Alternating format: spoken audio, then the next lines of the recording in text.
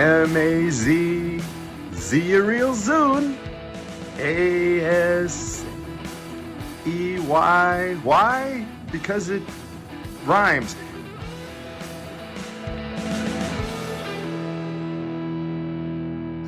Welcome to the 100th episode of the Maza's Musings podcast. I know you've been waiting for this one a little bit longer than usual, but I really wanted to make sure that it was as good as it possibly could be.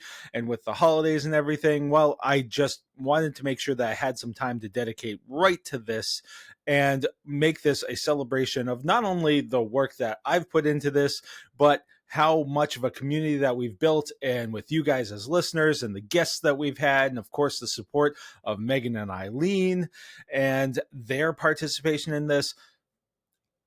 Really just wanted to make sure that we were able to do something that was all encompassing and really celebrate some of the great things that have happened over the past 100 episodes. Now we're going to get into a whole bunch of different stuff. It's going to be a lot of fun. But of course, we're going to kick this off with what I think is a lot of people's favorite part of the entire podcast, and that is Meghan's Cuckoo Bananas Joke of the Week. And now it's time for Meghan's Cuckoo Bananas Joke. Hi, Meghan. Hi! Do you have a joke for us? Yes. Okay, let's hear it. What is an Arctic wolf's favorite time of year? I don't know. What is the Arctic wolf's favorite time of year? The Christmas howl days. Oh, because wolves howl? Have you ever heard that before? I haven't. That's a new one for me. Because I looked that up with Mommy. All right. So, can I say, Meghan did something really awesome today. We're recording this on Thanksgiving. And what did you do this morning? The stuffing the pantry race. That's right. Meghan ran her first 5K, which is super awesome. In less than 40 minutes. Yes, in less than 40 minutes. So, this was a practice run for The hot chocolate run. That's right. It's the hot chocolate run, which is going to benefit Safe Passage, which helps people who need help and who have been in trouble. So, Meghan is raising money for this. And if you go to the show notes for this episode, you will find a link to help Meghan raise money to help these people who need our help. So, we're looking forward to the hot chocolate run. You ready to run and then drink some hot chocolate? Yes. Yes. But no. Why no? Because I don't know what it will be like. Because I'm nervous. But I'm a little teensy bit excited. Like this much excited. Okay. Well, it's okay to be a little bit excited and a little bit nervous. It's a lot like going on a Disney ride, right? It's nothing like going on a Disney ride. Well, I tried.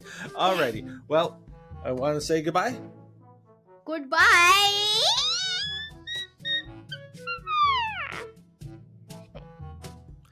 Well, now we're going to get right into it. 100 episodes. And I was thinking about this not that long ago. And really, I think that the best way that I can kind of encompass everything that's happened is with a sports reference. So if some of you will bear with me, I know that not everybody's a sports fan here, but I think that you'll still kind of get what I'm getting at. So when I started this podcast, it was originally to practice editing because I work for a newspaper company, was starting a podcast. And I had no experience with anything to do with podcasting, and I had no experience, honestly, even listening to podcasts. So on top of listening to more and more podcasts to kind of get an idea for what people were doing, I also took the opportunity to learn a thing or two about editing. And we were using Audacity at the time, and we still are. But with that, I needed some content to actually edit. So I was actually taking things that I was recording on my phone with regular earbuds. And if you listen back to those earlier episodes, you can hear most of the time I was doing this while driving in my car and just recording my thoughts so that I would have something that I could go back and edit. And the first episode of the Maza's Musings podcast, I talked about the Patriots firing Bill Belichick. Well, in the 100 episodes that there's been of the Maza's Musings podcast, the Patriots have since fired Bill Belichick, hired a new coach in Gerard Mayo, went through an entire season with that coach, fired that coach, hired a new coach, and now are one of the best teams in the National Football League, or at least record-wise, one of the best teams. So that just kind of shows the journey that has gone on over the past 100 episodes. A lot has gone on. We fit a whole bunch of topics. Now, a lot of them have been Disney, but you're going to hear in this episode how many different topics we've really hit on. I mean, we've talked with all kinds of people. We've had all kinds of subjects. We've had authors come on to talk about their books. We've had photographers who have been part of, different great moments. Like we had Chris Marion, who was one of the people who was shooting photos at the Celtics last championship run. And we've had people who have traveled around the world following bands and just all kinds of cool things. Has really been an awesome journey. And you may hear I'm really kind of going off the cuff here. I thought about more scripting this episode, but honestly, I really felt like it needed to come from the heart. And I really want to thank everybody because, look, I started out really small time. I'm still really small time, but the number of people who agreed to be a part of this and said, yeah, sure, I'll come on and talk with you, Chris. I've got something that I'm doing that I'm passionate about that I'd love to talk about. And that's really at the basis of this podcast. Is I decided after a while that I was just like, you know what, I'm going to talk about the things that I'm passionate about. And that's, Disney, of course, that's Star Wars, that's, some other kinds of entertainment, and, sports is a big part of that, and truthfully, I'll readily admit I had planned on talking more beer on this than, because I'm a big craft beer fan, and that didn't really materialize the way that I thought I did, though Bob Kelly was a great guest to have from the Mass Brew Bros. So that's another great one to listen to. But anyway, I'm getting a little off track. This is the problem with going off the cuff. But honestly, getting back to it, so many people were so willing to open themselves up. And also people whose podcasts that I've listened to that I reached out to and said, hey, I'm getting started in this. How do I do this? Do you have any tips on this? I really appreciate the way that you do this. How did you get this started? All that kind of stuff. The podcasting community has been really great. And honestly, tying it back to the craft beer community, as a home brewer, a lot of times it's the same kind of thing. There's a lot of great support in these communities. People are willing to help each other out. People are willing to collaborate. And that's what has made this as rewarding as possible is the support that listeners have given and the feedback that they've given and the support from the community and from guests that I've had. So thank you all very much. I think that you're going to hear a lot of me just saying thank you because none of this happens without you. Otherwise, it's just me, just a regular guy talking into a stick, It's you guys who really help make this awesome. And of course, Meghan and Eileen are a big part of that as well. I wasn't sure that Eileen would be really keen about being a part of this early on. And I think that she really took a liking to it. And I really appreciate her taking an active role in a hobby of mine. And of course, Meghan is just everything that you'd want in a guest. And now she is a regular part of the podcast.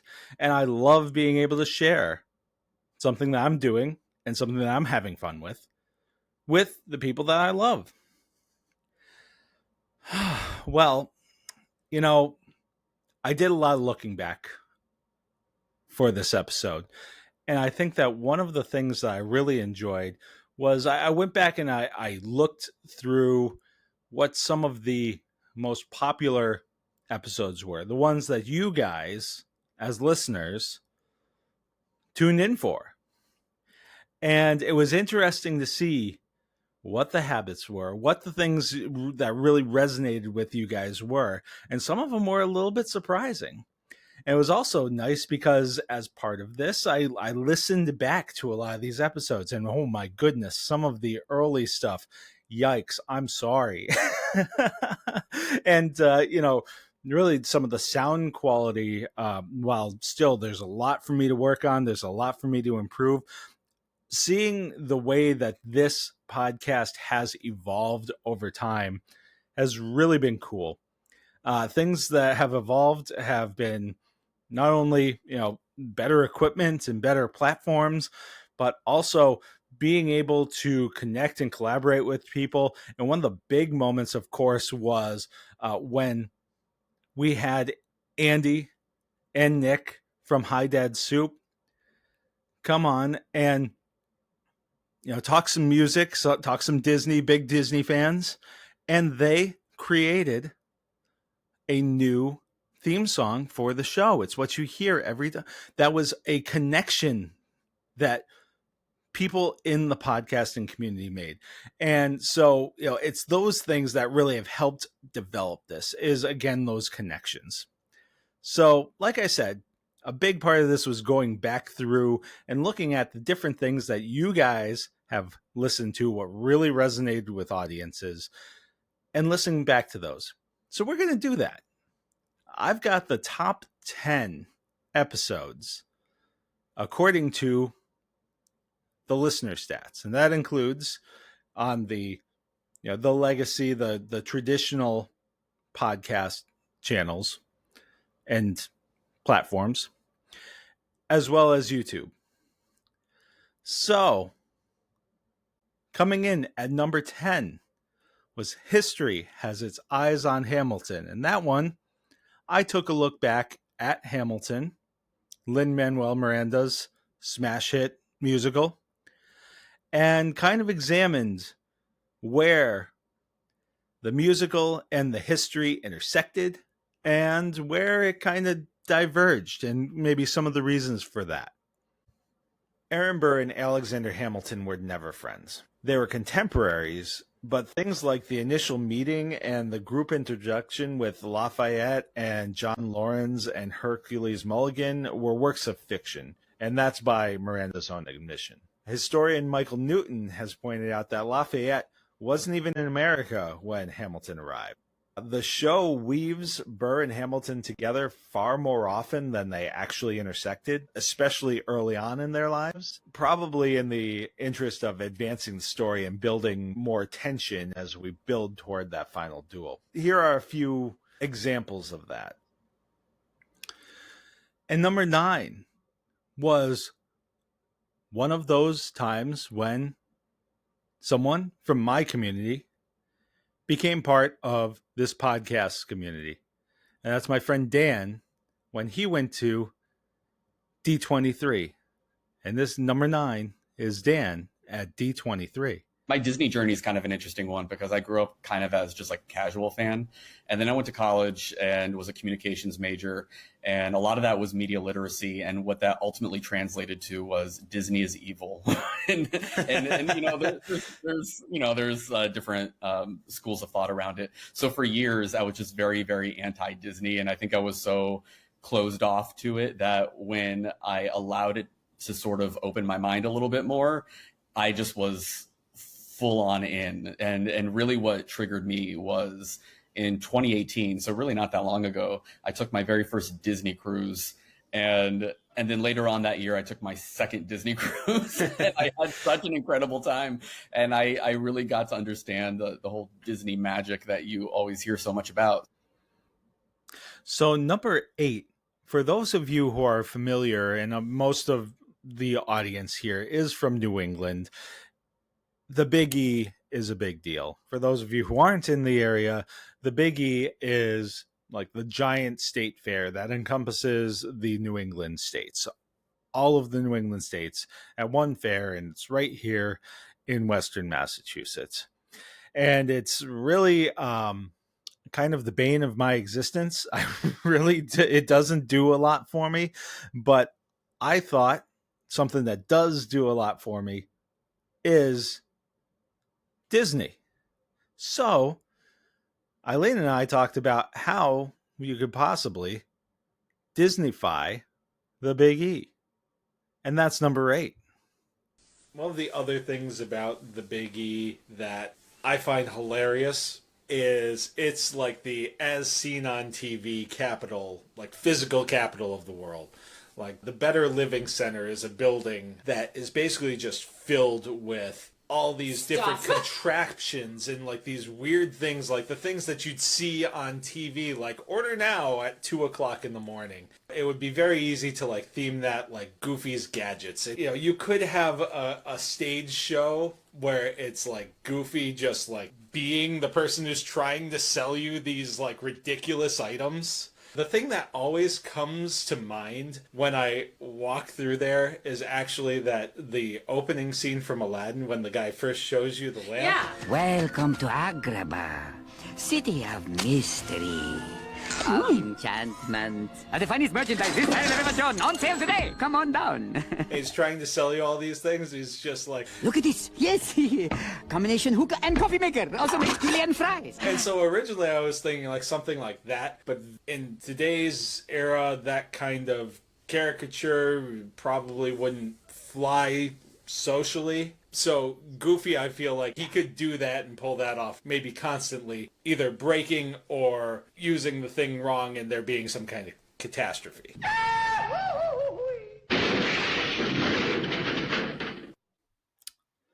Number 7 on our list is the first of the sports-related topics that's on this top 10 countdown. And I had the pleasure of having Aaron Bracey, Philadelphia area sports writer who wrote a book on the 2003-2004 St. Joseph's Hawks basketball team, which went undefeated in the regular season and was the number 1 team in the country. And it was a totally improbable kind of storybook kind of run that obviously made for a great book. And he was good enough to come on with me. And that was number 7.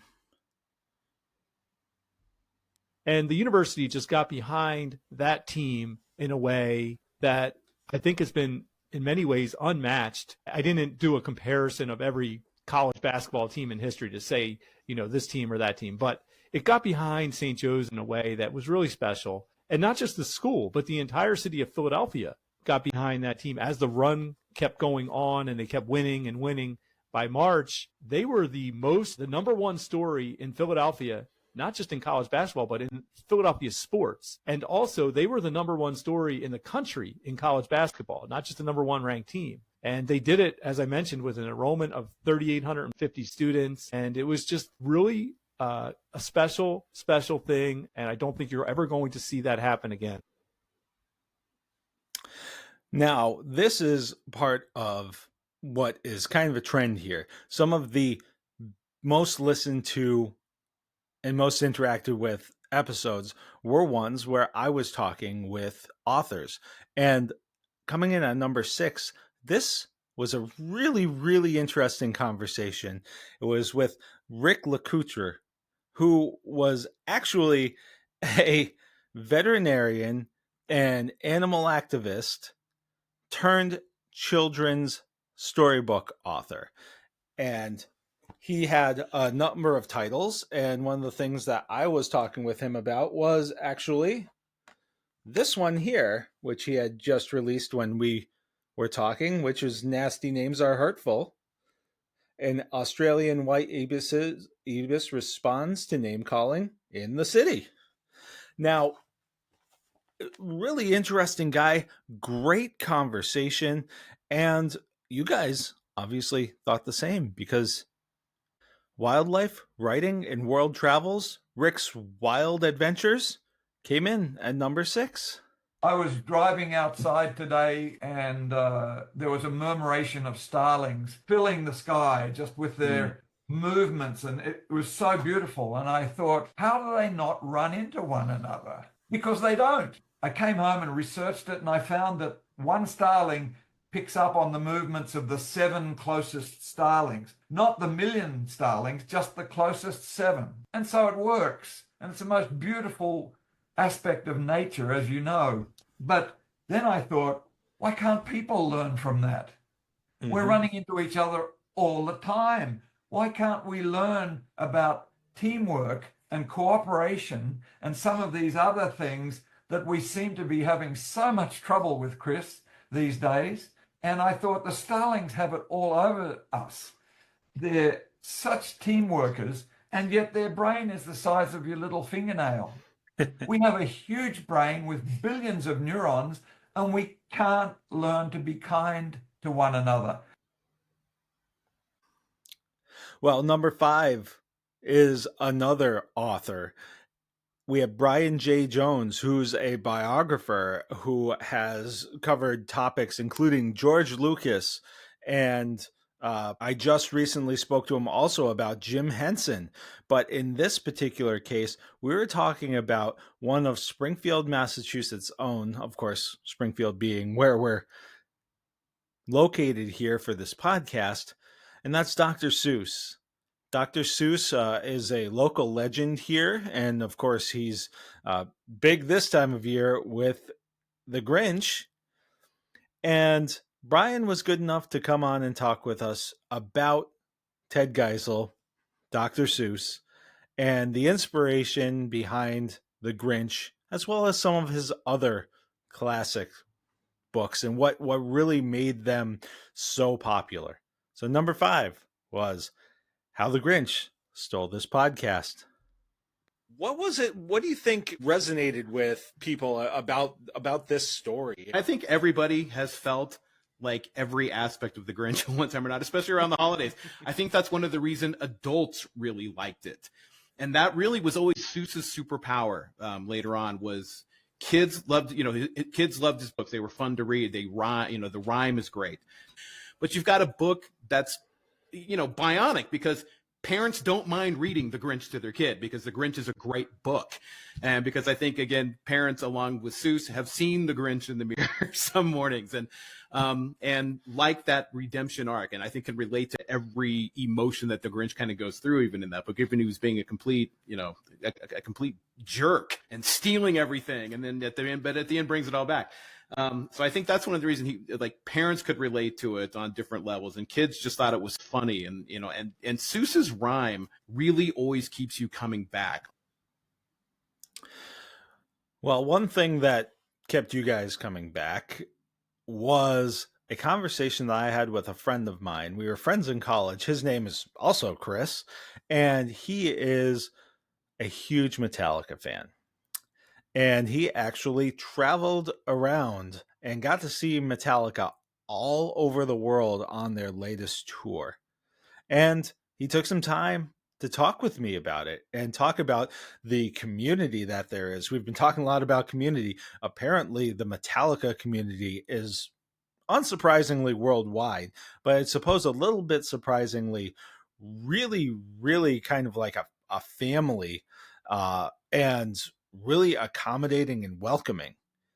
So this is Chris, and he at number 4, which by the way, number 4, but number 1 on traditional podcast services was Wherever They May Roam, One Man's Worldwide Journey with Metallica.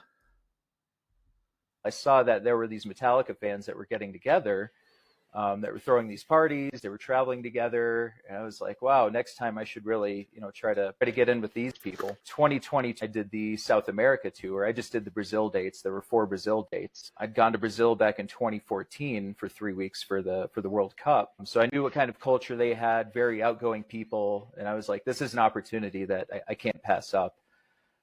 So I got out there, went to my first show in Porto Alegre, got in line, immediately put on the earbuds, and went back to my introvert self. But once I got inside, I started talking to some Brazilians that were there, that were doing that had the black ticket, the Disappear ticket. And it was like wildfire. I mean, I found the Metallica family. I'm introduced to people left and right, and that continued with every show. Now, I will say, number 3 on this list was a surprise to me. It was actually kind of a quickly thrown together episode. And I can't remember if it was because we had something fall through, or if I had just forgotten to come up with a topic, or what it was. But I recall that this was not the original plan, and this was something I was just like, well, let's think about this. And this was one of the episodes that Eileen joined me for.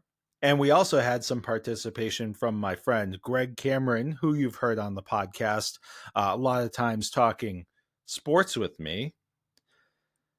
And we kind of theorized what Winter Olympic sports the Summer Olympic athletes would be really good at. And so here at number 3, shockingly to me, was the Olympic mix-up. I think all 3 of us had something for Simone Biles. So I'm going to start with her right off the top. And I thought that she would be terrific at the snowboard halfpipe. I just can see, like, she'd be able to create, like, such torque and be able to really just launch herself and do these crazy tricks that they'd probably end up naming things after her just because of the way that she can fly. So yeah, that was for Simone Biles. That was it for me, was the snowboard halfpipe. What about you? So I don't know what the actual event is called, but basically it's like the trick ski jumping. So not the distance ski jumping, the one where you go off and you do flips in the air and then you have to land them, because she's already the queen of landing flips. She already gets more air than anyone that exists, and she's got really good balance. So I'd like to think that she could transfer it to snow. And especially over at least the next few months, she's going to be in Chicago a lot, and there's more snow and winters up there. So maybe it's time to start checking that out, so then she can compete in the Winter Olympics. We're all on similar planes here, because Greg suggested aerial skiing, which I think is similar to what you were talking about, but I think that there's a slalom element to that as well. It's like you're going down the hill and like doing the course, but there's places where there are jumps and you do tricks. All right, so number 2, another one that was a little bit of a surprise, not because the content wasn't great, but because, well, you've heard me talk a lot about We Do Travel Right. And I talk a lot about We Do Travel Right, especially when it comes to taking Disney vacations and how great they are with their one-on-one service, but with a team behind them, helping you with all of those ins and outs of your next trip, and that all of their services are free. And to go to wedotravelright.com/Maza to get your next magical vacation started today. Well, I had the pleasure of having Kelly and Destiny from We Do Travel Right join me to talk about Universal. And they are a couple of We Do Travel Right's Universal experts. And we had a great conversation about some of the differences between planning a Disney trip and a Universal trip, and what some of the real selling points of Universal is. And we also kind of dove into Epic Universe and what that was going to mean for Universal going forward. It's a great conversation, but with all of the Disney content that I've had over the past 100 episodes, the fact that a Universal episode comes in at number 2 was a little bit of a shock. So here it is. Doing Universal Right was number 2. The biggest thing that I hear about is, well, how is Disney going to respond to Epic Universe? And I'm not really sure exactly what Epic Universe is all about. So is this going to tie in more of that immersive kind of stuff that we saw with the Harry Potter elements at Universal? I think so. I mean, there's 5 different lands. We're going to have the Ministry of Magic, which is Harry Potter, and it's, I think, going to be on like a whole nother level, feel really dark, but I think it's going to be very immersive. And then Super Mario World, which I've done at Universal Hollywood, and it was amazing. So I cannot wait to see what they do with that. But it really felt like you were there, you're in one of the games, all the attention to detail. I keep going back to Harry Potter, but like when you walk into Diagon Alley, you just feel like you have entered a whole new world, and you're like in Diagon Alley. It's dark in there. There's the dragon breathing fire when you walk in. And I think Epic is just going to be so much more than that, like beyond our imaginations. And you know, number 1 was actually a Disney related episode, which should come as no surprise. It was actually a talk that I had with AJ Wolf, the author of Disney Adults. And I was really, really excited. Not that I wasn't excited to have any of my other guests on the program, on the show, but AJ Wolf was the first of almost a different level. She was the founder of the Disney Food Blog, which is, referenced and used by millions of people, whether they are just Disney enthusiasts or using it as a resource to plan trips or just trying to get that taste of Disney. Either way, huge reach for AJ with the Disney Food Blog. And so I was very, very excited as someone who's enjoyed her work and the work of her team with the Disney Food Blog. And so I guess it's of no surprise that this is our number 1, Disney Adulting. Now, is this more aimed at the Disney adults like me, or is this more kind of like, hey, everybody else, get to know us? It's both, honestly, because I don't think Disney adults know Disney adults, really. I think that they've seen all of the stereotypes too, and they have their own opinions. But what this book kind of does for Disney adults is lets you see that you're not alone and that a lot of people have the same opinions you do, or a lot of people are annoyed by the stereotypes. And one very interesting thing I figured out real quick when I started interviewing people is that Disney adults hate Disney adults too. So that was something very interesting to kind of reach into, is like, okay, because I would ask everybody I interviewed, do you get a lot of flack from your work colleagues, your family, whatever, because you're a Disney fan, right? And you keep going back to Disney World again. And the responses that I kept getting, which is not what I expected, were like, yeah, a little bit, but I don't really care about that. What I really hate is other Disney adults. And it was like, whoa, wait, what? Honestly, a great conversation, and then little nuggets like that Disney adults are the biggest critic of other Disney adults. And, something that really resonates. And obviously, it really resonated with you guys. So that is the top 10 most listened to episodes of the Maza's Musings podcast. Now, we've all had our favorite segments, our favorite episodes. But one thing that I have always loved is something that Greg Cameron, who I mentioned before, and I have always done when we've talked football, and especially when we've been talking about the NFL draft. And well, this kind of harkens back to our roots a little bit for both of us. Greg and I, and part of the reason why I have Greg on to talk sports so often is because Greg and I both kind of started our careers in the same way, writing and freelancing for our local newspaper here. And even before that, we were avid sports page readers.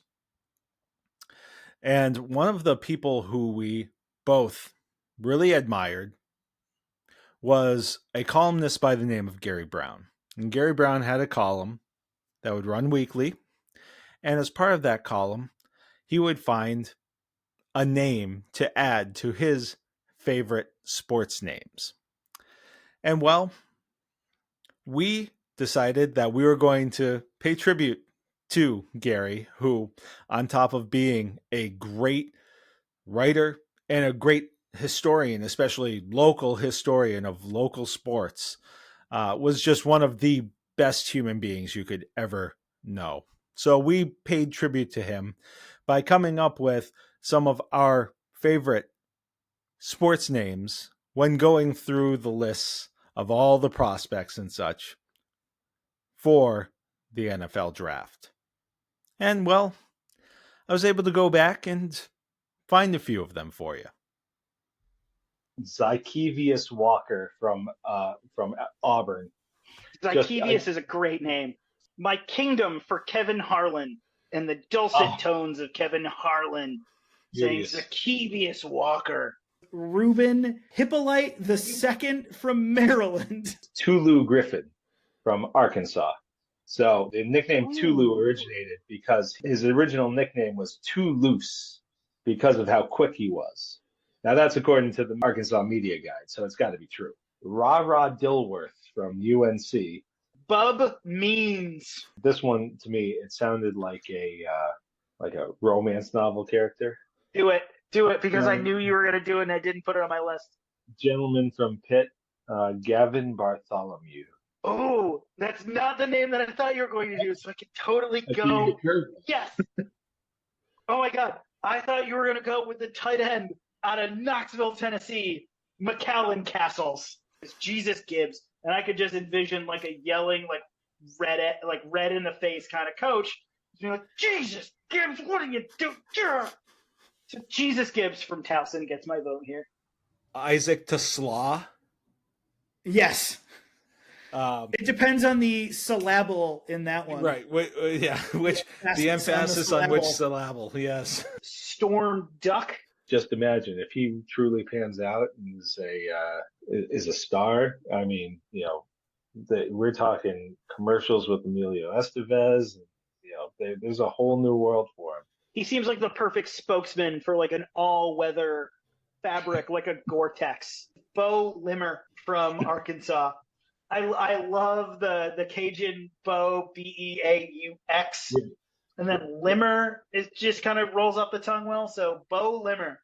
The one that I thought that you would absolutely have caught is an offensive tackle out of UNLV named Tiger Shanks.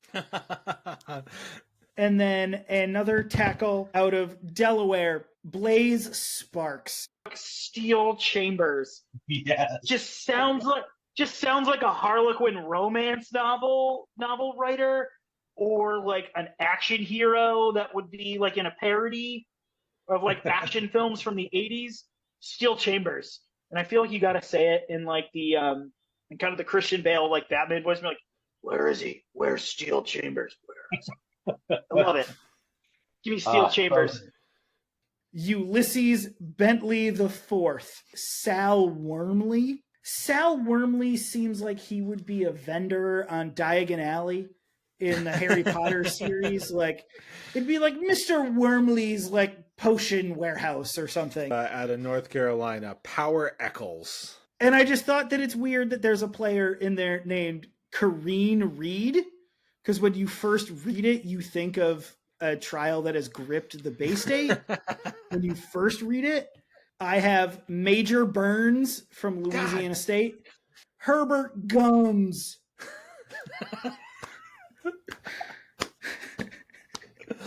Bravo. Oh, yeah, we had a lot of fun with that. And there were more that I could have added, but I wanted to keep this, within within a certain time limit, or loosely within a certain time limit. And of course, I needed to make sure that we left time for what has been really my favorite part of this, which is sharing this podcast with Eileen and Meghan. And I was not able to include them all, but here's a small sampling of some of my favorite moments from guest appearances by Meghan and Eileen. Anything else about the biggie? Go pee on mine in mommy's leg. Yes, that one of the great experiences of the biggie is a goat peeing on your leg. Yes. That doesn't usually happen. I forgot about that, Megan. Oh boy. Are you going to say thank you for bringing that up? Yes, thank you. Thank you for bringing that up. What was more fun, a Disney cruise or going to the Disney parks? Disney cruise. Why did you like the Disney cruise so much? Because we saw Mickey in different outfits. And what was your favorite outfit that Mickey was wearing? Let's see. We saw Mickey in his pirate outfit. We saw Captain Mickey. Captain Mickey. That was your favorite? That was a good one. So, other than seeing Mickey so many times, what was something else you liked about the cruise? The splash pad. The splash pad. And what was at the splash pad? What movie was it from? Toy Story. Ooh, and I got one more. Okay. Also, seeing Pluto at one point. We saw Pluto. Where did we see Pluto? At the beach spot. At the place where we were getting off the ship. That's right. We saw him at Castaway Cay, right? So, you've seen Mickey in a lot of different outfits. On the cruise, you said that Captain Mickey was your favorite. Is that your favorite Mickey costume ever? Yes. I am here with Meghan and Eileen to talk a little bit about our trip to Montreal. It was really fun, and hello. Hello. Yeah, we did a lot of fun things in Montreal. And we went on a train called the Metro. Well, since you brought up the Metro, what was your favorite way to get around Montreal? I loved the Metro best. How come? Because I got to do two different things, but my first thing was holding onto a bar, but my other thing was sitting in a seat. Those two things were really cool. We went to the Notre Dame Basilica, and we watched a light show. What was your favorite part of the show? Hearing birds. And when were you hearing birds during the show? Close to the middle, and there was a part of the show that showed seasons, spring and fall, and you could hear the birds in spring. Yeah, that was actually very cool. It made it look like there were trees all around us that were... Yeah, and in fall there was falling... It looked like there was real falling leaves, but it was just lights of leaves. Which do you like better? Mickey ice cream bar or Mickey ice cream sandwich? Mickey ice cream bar. Because it's messy. Because it's messy? I like the Mickey ice cream sandwich. No! Because it's not as messy. But it still is a good, tasty frozen treat. There's a couple silly parts. Ooh, silly parts? And who was doing the silly things in those silly parts? Maui. Maui was very silly. Kua. And Hey. Maui was calling Pua bacon. A mild spoiler there for everybody. And did you like any of the songs in this movie? No. No? Wow, we have a tough critic here. Did you not like them or did you just not care about them? I didn't like them. Wow.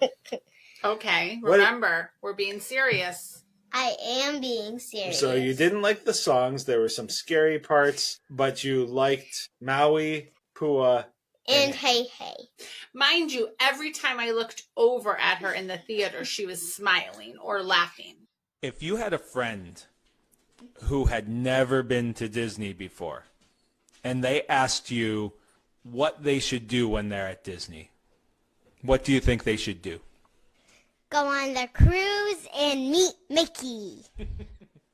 How about if they're going to the Disney parks? Is there anything that you think they should really do if they're going to the Disney parks? Go to Animal Kingdom and see some animals. How about if they were going to Magic Kingdom? What should they do? Should they go on Big Thunder Mountain? Yes, but not Asher or Athena. They're smaller than me, so they might be scared. Oh, so if you're too small, you shouldn't go on that one? No. But if we could, also Small World would be a good one for them. Small World's a good one for them, for smaller kids? Yes. There's only one. Like, when you mentioned it to me, I immediately knew what scene I was going to talk about. Because it is still traumatizing to me as an adult. It is the most disgusting scene. And, like, it's so, like, I'm picturing it vividly in my mind. And every time I see it, I just want to, like, gag. Because it's so gross and terrifying. It's the scene at the end of The Little Mermaid. She's big Ursula at that point in time.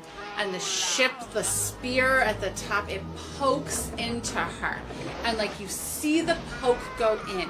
And then she's just like electricity going through her, electrocuted. And it is just... And the tentacles are going. Awful. She's shuddering and like curling into the fetal like position as she's talking about it. It's so disgusting. And like to this day when I watch it, I'm just like, oh, like I still have that reaction.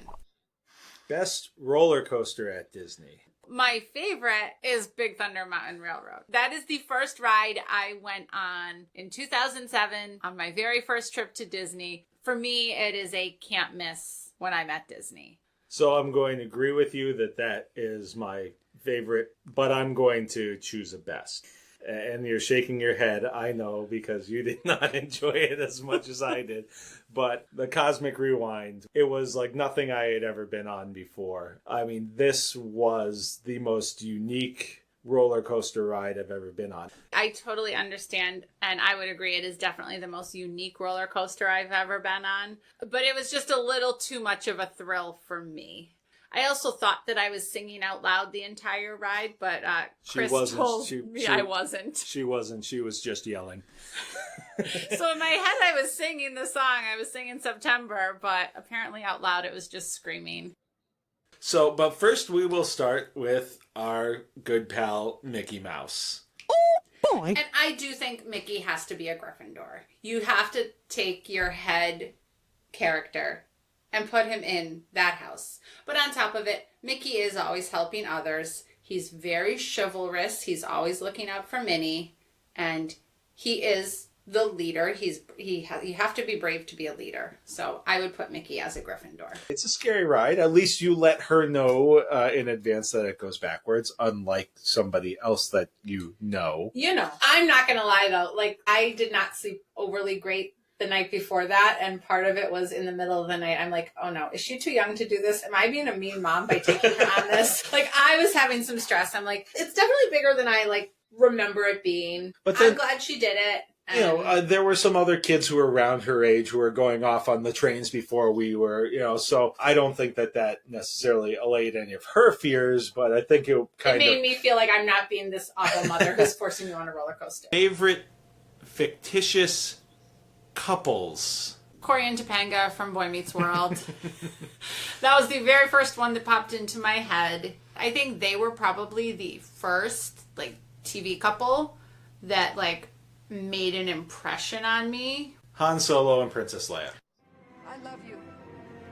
I know. I love this couple because on top of everything else, they're always challenging each other, but they still always kind of like they see each other as equals. They're always on equal footing. So it's not like one considers themselves higher or better than the other one, even though one is a scoundrel and the other one was a princess and then later a general, Oh, so us? Yes, exactly. It's no, I'm very not reflective. a general.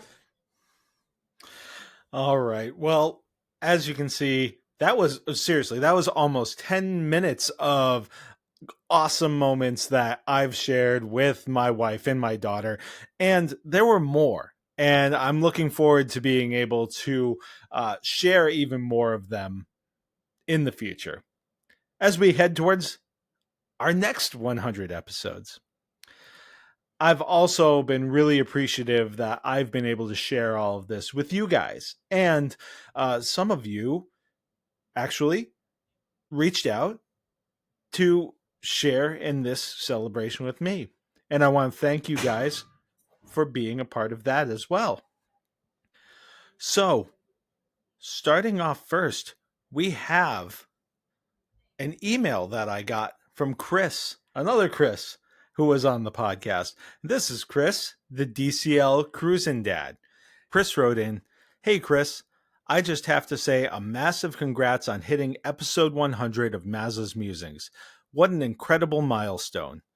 100 episodes of heart, humor, and all those deep dives into the things we love. That's no small feat, my friend. And man, I still smile thinking about the day you had me on as DCL Cruisin' Dad. Sharing Disney Cruise Line stories, tips, and a few hidden Mickeys with your audience was pure magic. It felt like we were just two Disney nerds chatting on deck at Sail Away, watching the horizon light up. Thanks for giving me a mic and letting me geek out on the fleets, the food, and the family memories that keep us coming back to those ships. Here's to 100 more episodes. May they be filled with smooth sailing, zero norovirus rumors, and plenty of Dole Whips. Proud to know you, honored to have been part of the journey, and already looking forward to the next invite. Fair winds, DCL Cruisin' Dad." And I gotta say, that was a lot of fun having Chris on. He talked about his recent a 3-day trip, and we were able to talk about a lot of different things. And we even hit it on the Disney Destiny a little bit. And my family is taking a trip on the Destiny in February. I'm sure that his is going to be going on the Destiny soon, and so looking forward to having him back on so that we can kind of compare notes. We also I mentioned Aaron Bracey before, and Aaron reached out and sent a congratulatory video. What's up, Chris? Aaron Bracey from Big5Hoops.com and the Bracey Sports Media Podcast. Just wanted to congratulate you on 100 podcast episodes. Wow, that's really awesome. I want to also thank you for having me on to talk about a soaring season. Look forward to coming on again sometime. And here's wishing you 100 more episodes to come. Once again, congratulations and keep up the great work. Well, Aaron was a great guest. He's a great writer. I encourage you to check him out and check out his book. He's also got a new book that's coming out, and in the meantime, and I believe that book is about Allen Iverson and the Philadelphia 76ers. In the meantime, you can also check out his Big Five coverage if you are a college basketball fan. The Big Five is a really, really big thing for Philadelphia sports. And so I really appreciate him taking the time to talk with me, and really encourage you to go listen to him and read his stuff. It just really phenomenal stuff. Now, another person who was a guest on the podcast was Joe. Joe was once a member of the Mouse Tales podcast, which took a pause, but that it was he and his friend Dan, and they were talking a lot of Disney and a lot about the Disney parks. And it really was a great show in that it was much like Chris, the DCL Cruising Dad, mentioned, just really felt like two guys just talking about Disney and having a great time doing it. Well, Joe was good enough to be part of a panel that we did of Disney dudes. And Joe, among other things, is a huge Snow White fan and an even bigger Dopey fan. So he's also a very talented artist. I've seen some of his work, which is inspired by Disney art, and it's really been phenomenal stuff. I'm really glad that he was able to join us, and we've really kept in contact after his podcast, took its pause, and after he had been on mine as well. And I'm really appreciative that he also reached out with his own video. Hey, Chris. Joe here, former host of the former podcast Mouse Tales Show. And I'm thrilled to be a part of your 100th episode. That is amazing, dude. As someone who's done a podcast or attempted a podcast, I know how hard it is. And I know that it's work. You got to take time to make time to get that thing to happen. And it's clearly a labor of love for you, and it shows you're doing a great job. And so I got one question for you, though. Now that you're at 100 episodes, where's the merch? You've got to have merch. We even had merch. Here, check it out. Start your morning with a cup of Joe and Dan from the Mouse Tales Show. That failed horribly for us. We couldn't give these things away. But I think you've got a shot at this, Chris. After 100 episodes, you're established. And you probably have a lot of fans out there and a lot of young kids looking up to you going, gee, I wish I could do a podcast just as good as Chris. And I'm going to help you with that. I've got some merch for you I think you might be interested in. How about this?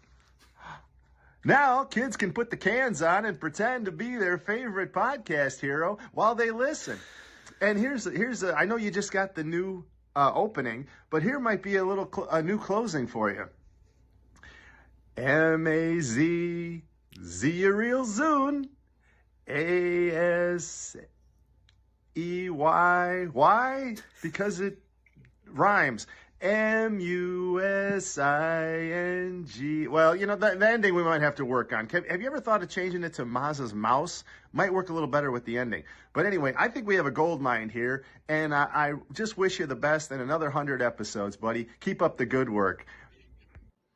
Well, for those of you who were listening on an audio podcast, he had a really not that there's ever a flattering picture of me, but a really flattering picture of me on makeshift Mickey ears on a set of headphones. And truthfully, hey, Joe, I'll be in touch because I think you're right. I think we can make that work.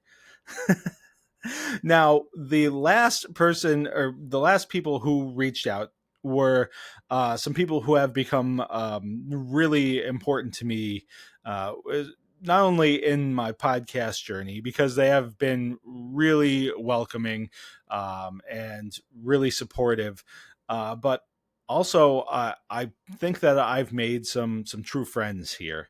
And that's Tom and Michelle from the Hyperion Adventures podcast.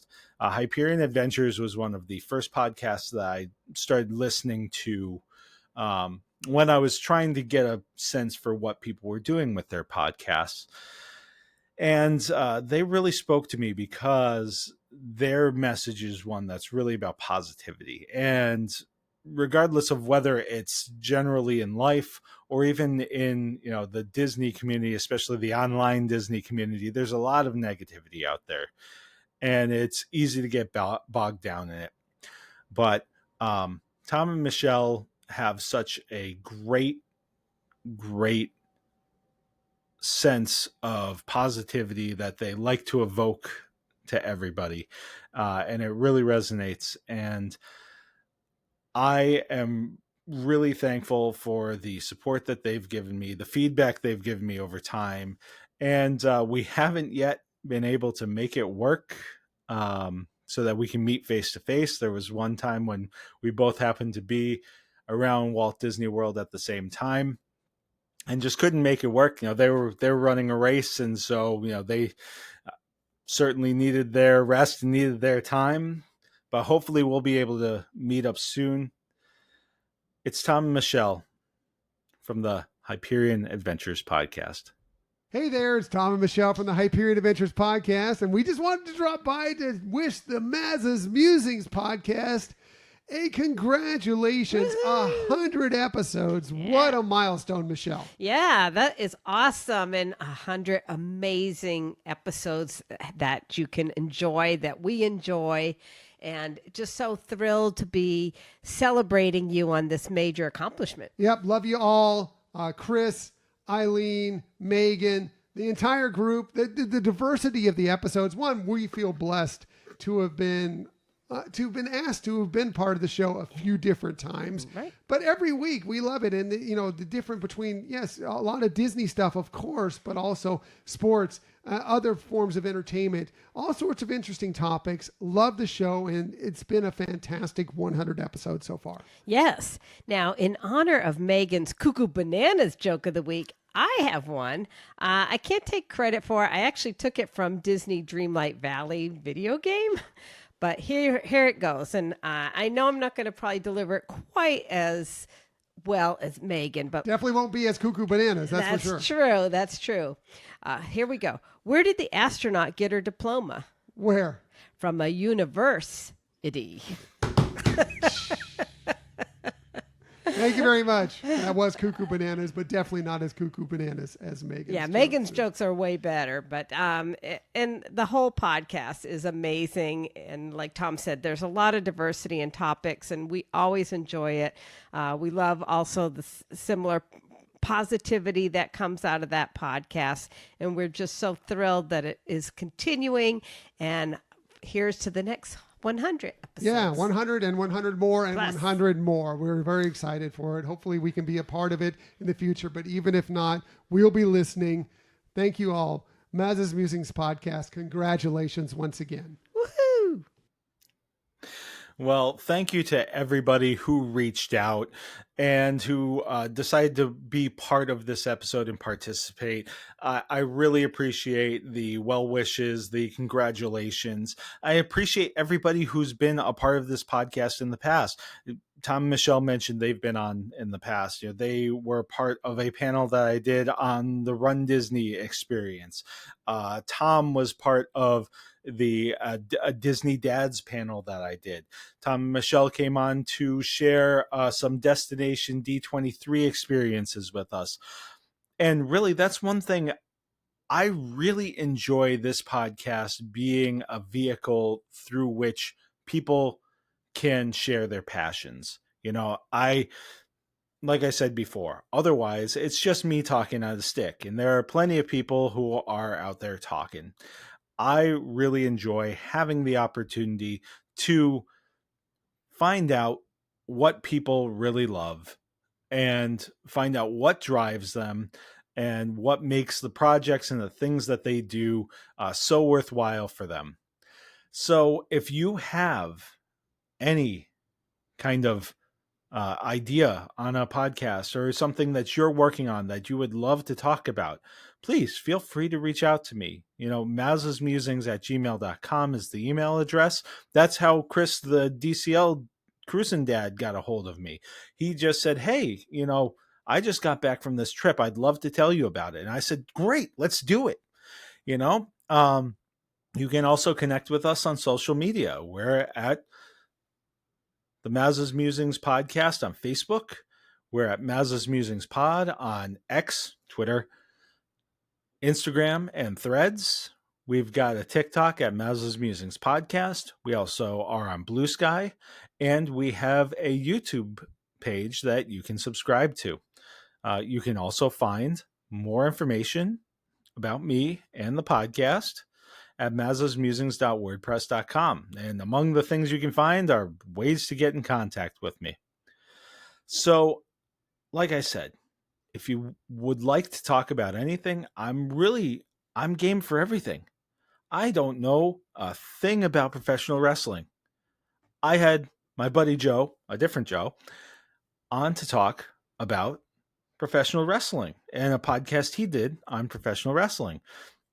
Joe also has F1 Silly Mornings, which is a YouTube show that he does on Formula One, which is another thing I know nothing about, but I was excited to hear about and excited to learn about. So anything you have, I'd love to hear about it. Well, I just finished talking about all the ways to connect with me on social media. We're going to have one more, because I've been talking a lot about community, and I want to help boost the opportunities for this community feel and to allow people not only to interact with me, but to interact with each other as well.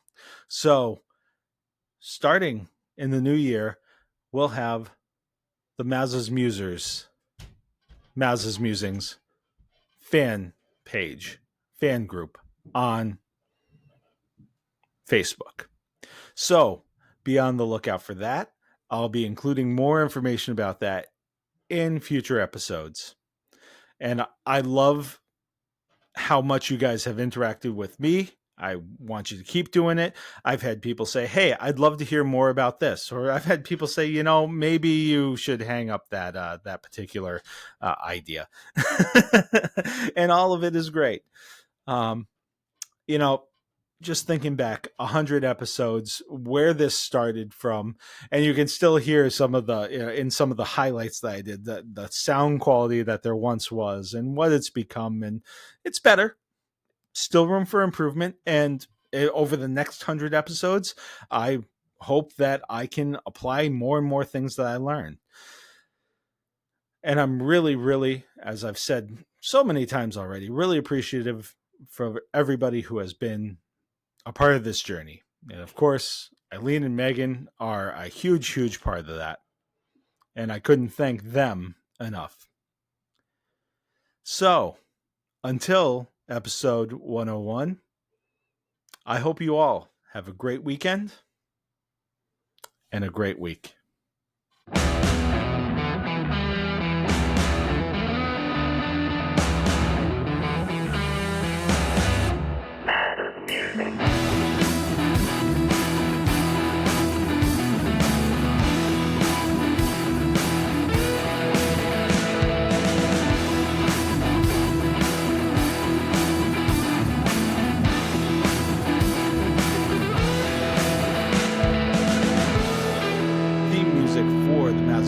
Podcast is brought to you by Hi Dad Soup. Check them out at Mickey and Minutes on Instagram.